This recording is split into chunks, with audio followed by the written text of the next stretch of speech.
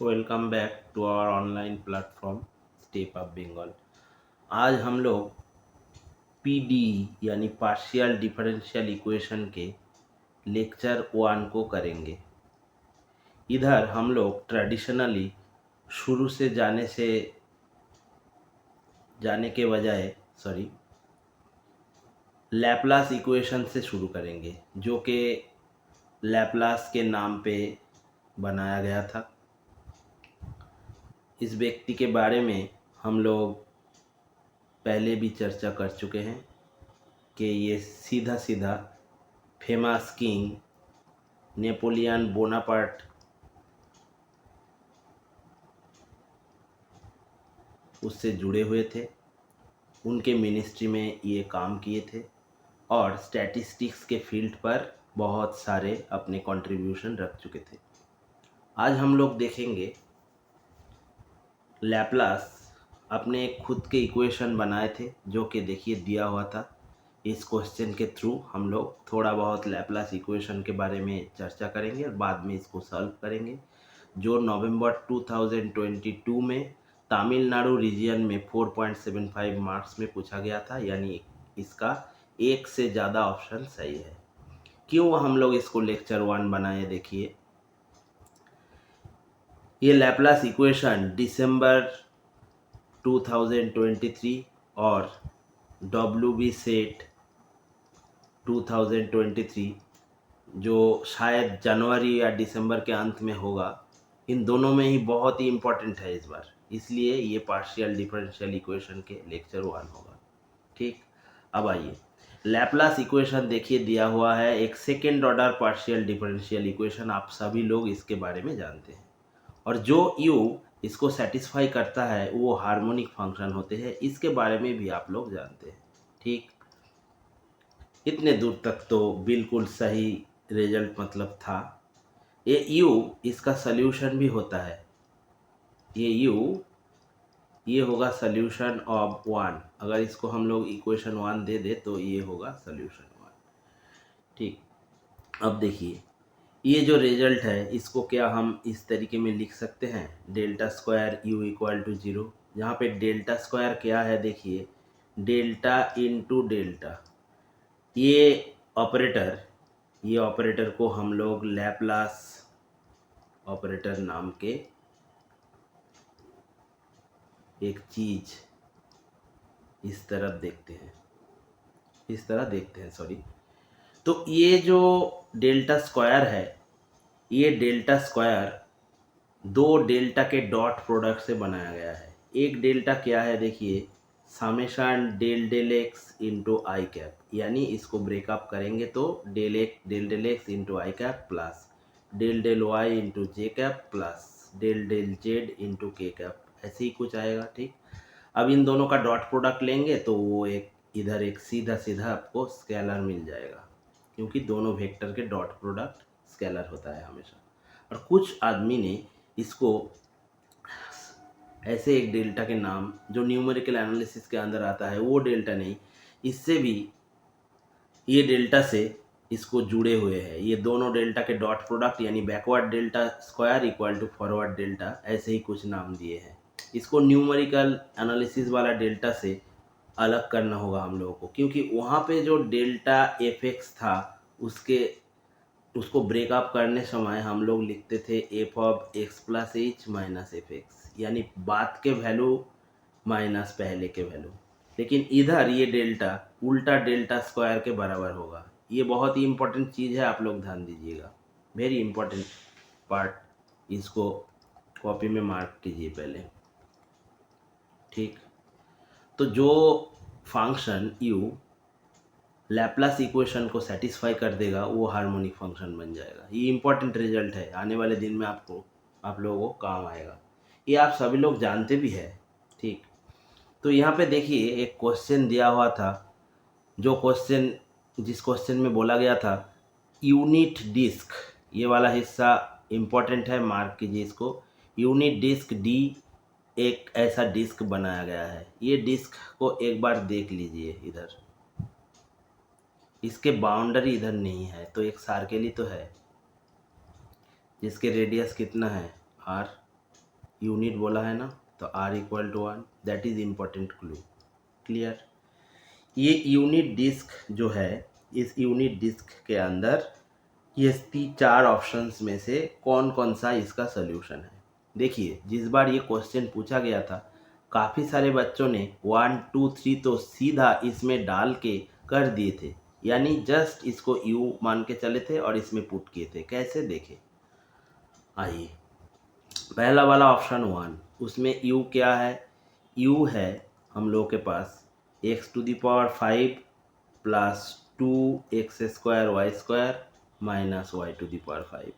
तब ux क्या होगा, ux होगा 5x⁴ प्लस 4xy²। uy क्या होगा, uy होगा 4x² माइनस 5y⁴।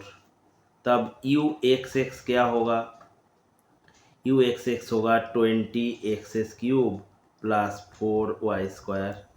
uyy क्या होगा, वो होगा 4x² माइनस 20y³। ठीक। अब इसमें डालिए तो लेफ्ट हैंड साइड में जब भी कोई सवाल पे आप लोगों के पास सल्यूशन दिया होगा उन्होंने, सामने वाला, तो आप क्या कीजिए, एक ही काम कीजिए, उसको सिर्फ उस इक्वेशन में डालिए और देखिए सेटिस्फाई करता है या नहीं। कोई कंडीशन भी इधर दे सकता था लेकिन इधर नहीं है, तो सीधा सीधा इसमें डालिए। तो आइए हम लोग ux प्लस uyy ये दोनों को जोड़ लेते हैं, यानी इन दोनों को। क्या ये 0 के बराबर आएगा, देख पा रहे हैं आप लोग, कभी 0 नहीं होगा। तो ऑप्शन 1 तो चला गया, यानी ये फॉल्स हो चुका है, ये इसका सोल्यूशन नहीं हो सकता। अब आइए ऑप्शन 2 पे। ठीक, पहला वाला तो फॉल्स हो गया। अब आइए ऑप्शन 2 पे। तब वहाँ पे u क्या था, x² plus 2xy minus y²। तब ux डाल लीजिए, तो ux क्या होगा 2x प्लस 2y। uy इधर निकल लीजिए, uy होगा 2x माइनस 2y। बेहतर है राइट और लेफ्ट ऐसे करके चलिए, इससे आपको गलती कम होगा। ux क्या होगा 2 होगा, uyy क्या होगा -2 होगा। अगर इन दोनों को जोड़ देंगे आप यहाँ, तो सीधा सीधा 0 चला आएगा। 2 और -2 0, यानी ये इसका सॉल्यूशन आ चुका है। ये ऑप्शन सही है। अब आइए तीसरे ऑप्शन पे चलिए। तीसरा ऑप्शन क्या था, इधर नहीं होगा, दूसरे पेज में आइए। तीसरा ऑप्शन क्या था, option 3, u equal to cos y into e⁴x plus sine x into e⁴y। यहाँ आइए ux निकालते हैं। ux equal to cos y into e⁴x plus cos x into e⁴y, क्योंकि साइन का डेरिवेटिव कॉस होगा। उसके बाद ux निकाल लीजिए, cos y into e⁴x minus sine x into e⁴y।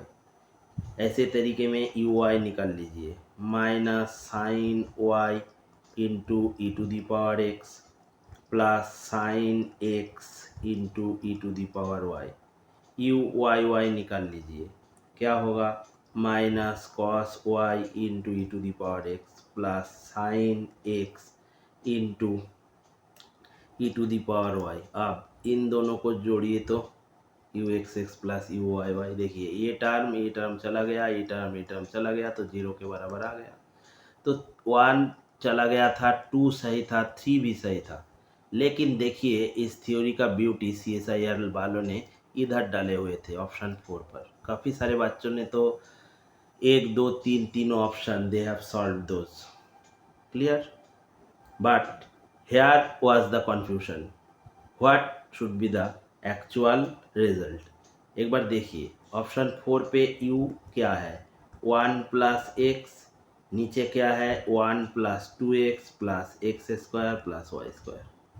तो इसको अगर आप लोग सीधा सीधा यहाँ से जैसे एग्ज़ाम में किए थे सभी लोग, ux ये सब निकालने जाएंगे ना, तो ये बहुत बड़ा हो जाएगा, ये डिवीजन के फॉर्मूला पर होगा।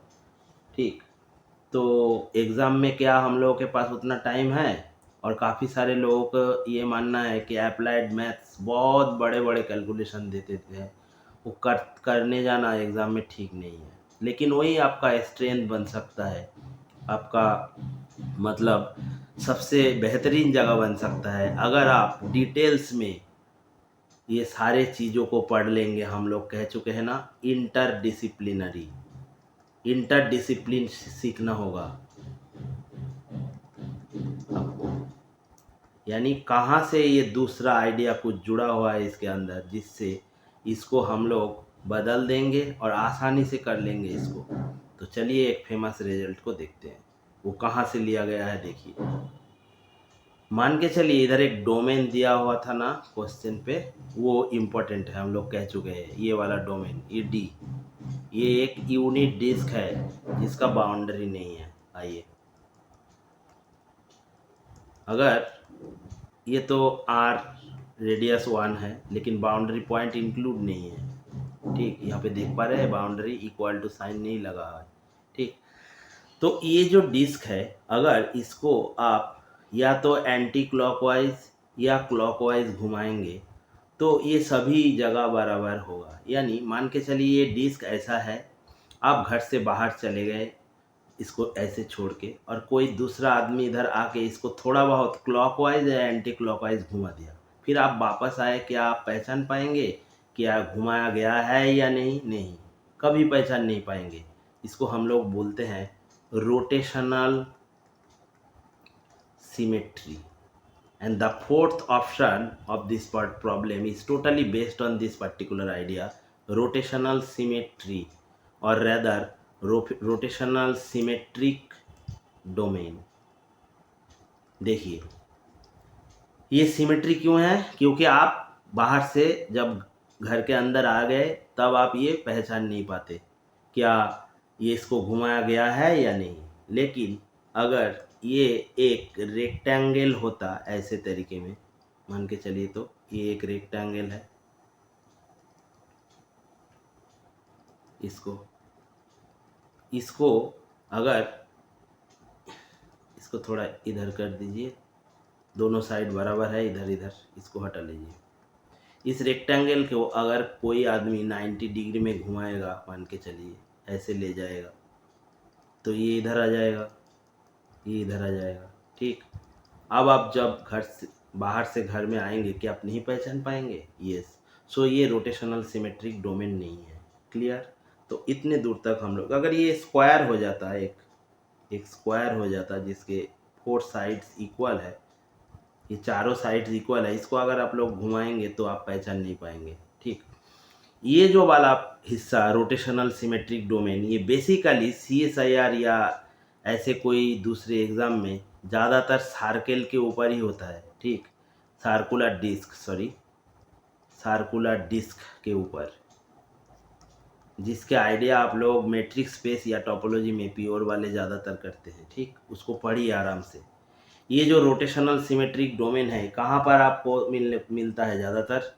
डाईहेड्रल ग्रुप DN पर ना, एब्स्ट्रैक्ट अलजेब्रा और मॉडर्न अलजेब्रा के हिस्से में, तो वहाँ से ये आइडिया लाया गया है। क्या? देखिए, एक फेमस रिजल्ट लिख लीजिए आप लोग, उसके बाद ये हो जाएगा।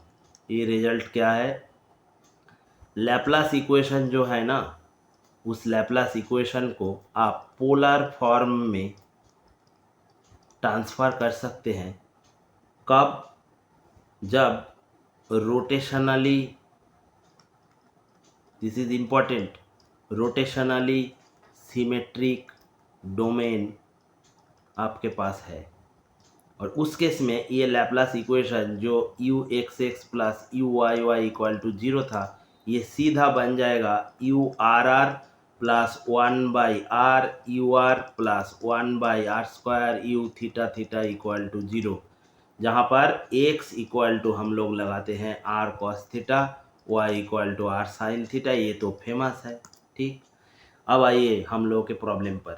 यहाँ पे देखिए r दिया हुआ था, यूनिट डिस्क, इसीलिए ये टर्म इम्पोर्टेंट था। देखिए कहाँ से कहाँ आइडिया लेके बनाया गया है। अगर यूनिट डिस्क हो जाएगा तो r क्या होगा? 1। हम लोग के प्रॉब्लम ऑप्शन डी या 4th ऑप्शन पे r1, तो x क्या होगा? सीधा सीधा cos theta, y equal to sine theta.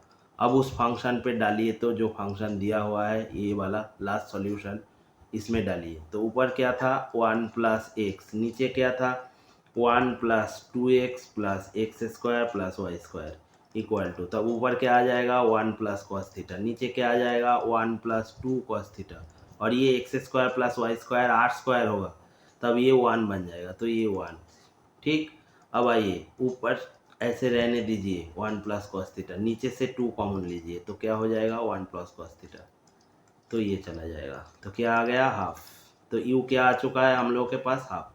अब अगर आप इस इक्वेशन में ये u को डालेंगे तो u r r u theta theta सभी, ये वाला भी जीरो होगा, तब u आर आर तो जीरो होगा, u थीटा जीरो होगा, u थीटा थीटा जीरो होगा, क्योंकि ये कांस्टेंट है।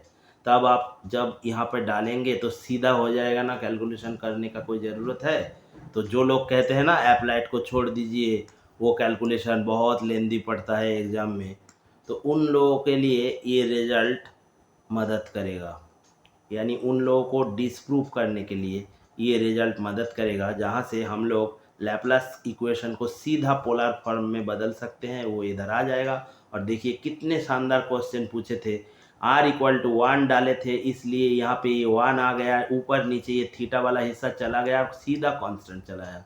सेकेंडों के हिसाब से आप कैलकुलेशन करके इस प्रॉब्लम को निकल ले जा सकते थे और निकल ले जा सकते हैं, अगर आपके पास ये सारे इंफॉर्मेशंस, जो कि बेसिकली ये रोटेशनल सिमेट्री, ये डाइहेड्रल ग्रुप वाला प्रॉपर्टी से उठाया गया है। तो एक बार सारे आइडियाज़ जो अपने आप में जुड़ा हुआ है ना, पढ़ लीजिए, वहाँ से आसानी हो जाएगा। तो इसका पहला ऑप्शन चला गया था, बाकी तीनों तो सही था, तो यानी इसका 2, 3 and 4 were correct. The other option, that means option 1 was false. So 2, 3, 4 इसका आंसर बन जाएगा। तो आज इतना ही, मिलते हैं दूसरे दिन दूसरे लेक्चर्स के साथ।